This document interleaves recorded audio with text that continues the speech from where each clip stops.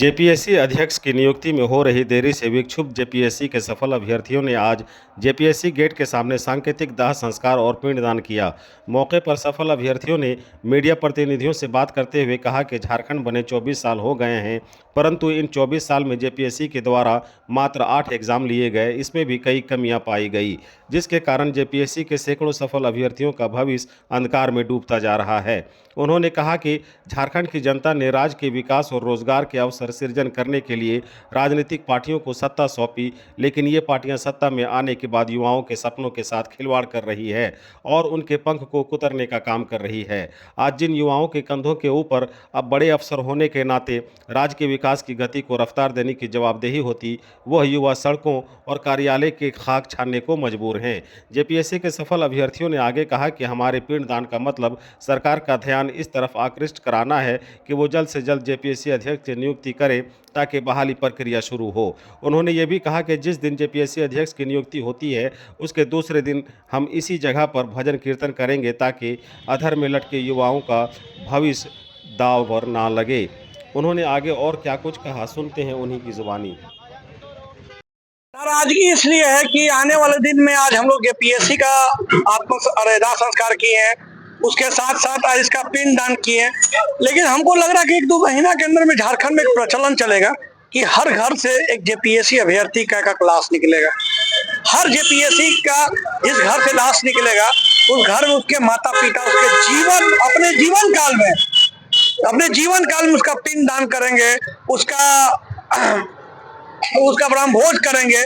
तो ऐसा नई स्थिति देखते हुए जो छात्र में आत्मविश्वास की कमी हो रही है, मनोबल उनका डाउन हो रहा है, तो सब देखते हुए ये हम लोग सरकार से ये तक मैसेज पहुंचाना चाहते हैं कि 6 बार मुख्यमंत्री से मिले, 6 बार कार्मिक सचिव से मिले, 6 बार मुख्य सचिव से मिले, लेकिन फिर भी सरकार के द्वारा कोई सकारात्मक पहल नहीं लिया जा रहा है।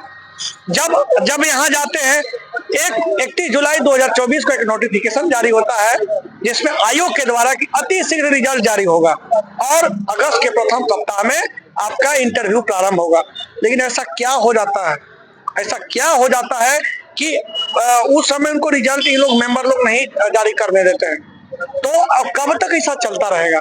ये सिलसिला कब तक चलता रहेगा? आपने जैक के अध्यक्ष की नियुक्ति दे दी, आपने रांची के डीसी नियुक्त कर दी, नए डीजीपी नियुक्त कर दी, साथ ही साथ आपका चुनाव भी होगा, मंत्रिमंडल का विस्तार हो गया, आप 14 को कैबिनेट मीटिंग कर लिए। एक छोटी सी कलम चलाने में क्या शर्म आ रही है माननीय मुख्यमंत्री जी को? मंत्रिमंडल को शर्म आ रही है? किस पर जिक्र होना चाहिए, इस पर चर्चा होना चाहिए।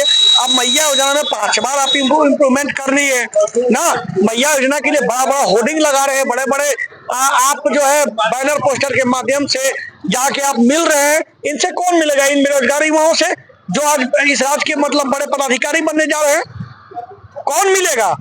तो ये सूचना, ये जो सांकेतिक विरोध है जो लोग पिंडदान किए ताकि सरकार को लगे कि नहीं, स्पष्ट तौर से कहीं ना कहीं ये चीज उनको पहुंचना चाहिए मैसेज कि हाँ जेपीएससी नहीं होना चाहिए, अरे होना चाहिए।